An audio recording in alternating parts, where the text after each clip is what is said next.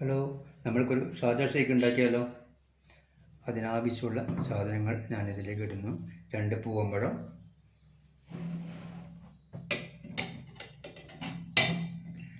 പിന്നെ അണ്ടിപ്പരിപ്പ്,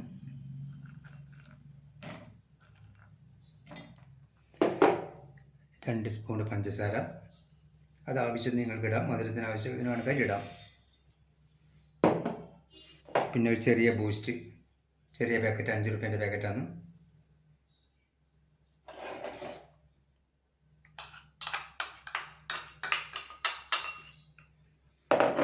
പിന്നെ 1 പാക്കറ്റ് പാല്, അത് നല്ല ഫ്രീസ് ചെയ്ത്.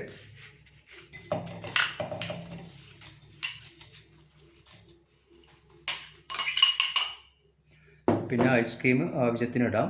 കുറച്ച് ഐസ്ക്രീം ഞാൻ ഇടുന്നുണ്ട് ചെറിയ കപ്പിൽ.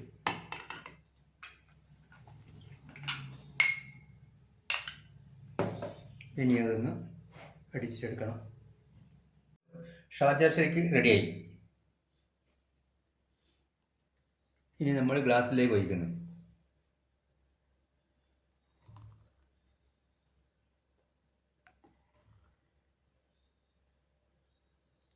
ഇത് 2 പേർക്ക് കഴിക്കാനുണ്ടാവും. ഇനി നമ്മൾക്കിതിൻ്റെ ഇത്